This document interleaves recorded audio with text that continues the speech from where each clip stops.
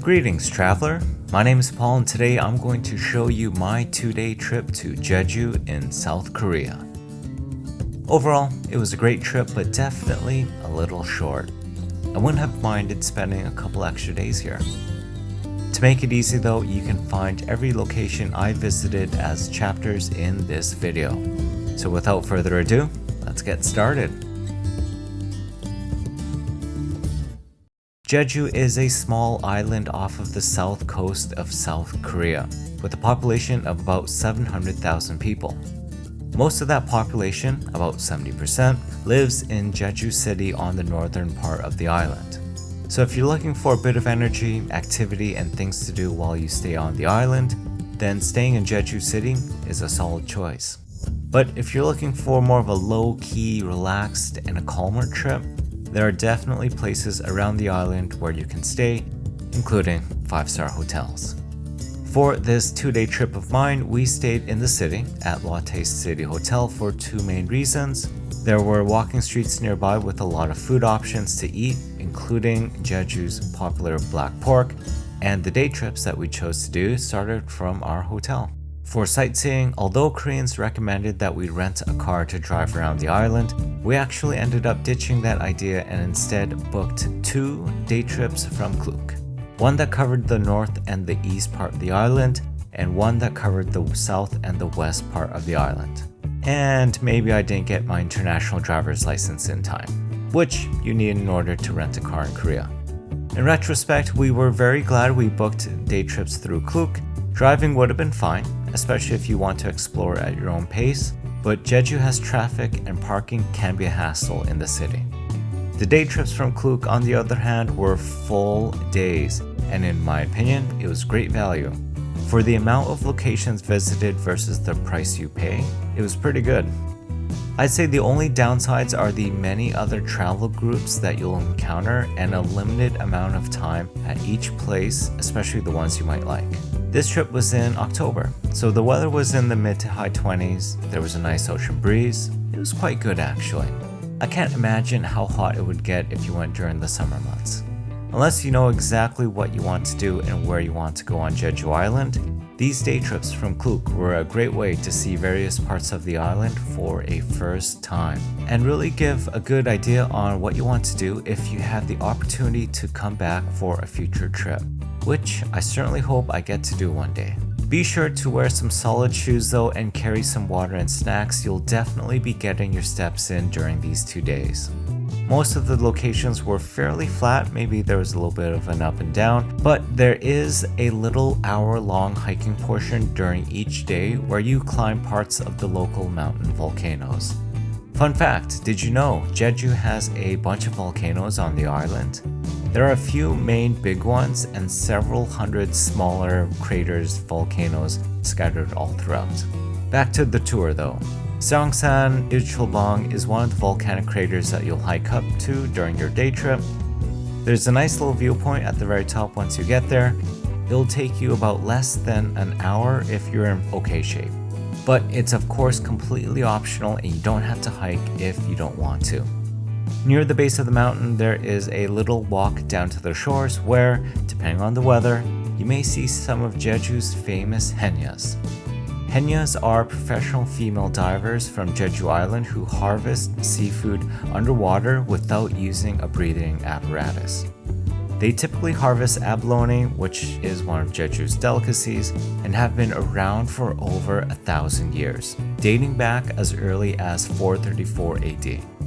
It's a bit of a sad story though, as haenyas are actually dying out and in the coming decades there probably won't be any more. Most haenyas are over the age of 50 now, I believe, and there's only a few hundred left if I remember correctly.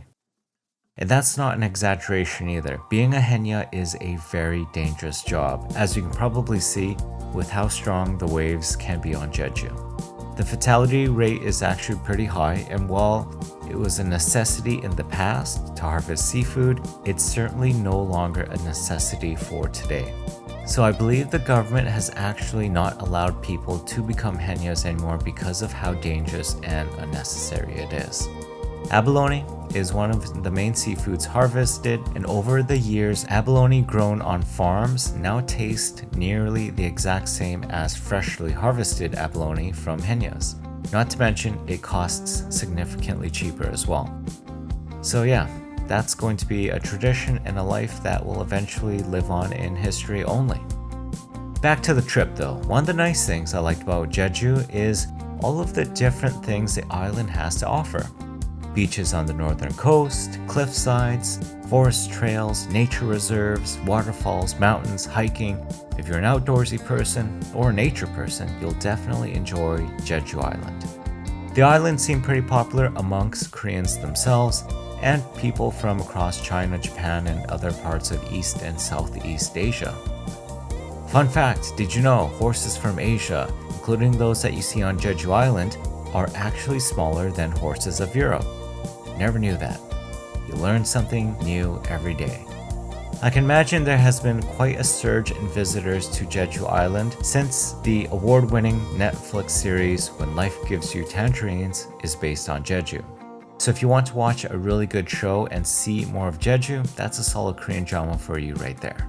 We also met Koreans who lived on Jeju who were very proud of that show since it highlighted the history and culture of Jeju, including their haenyos and Jeju's famous tangerines.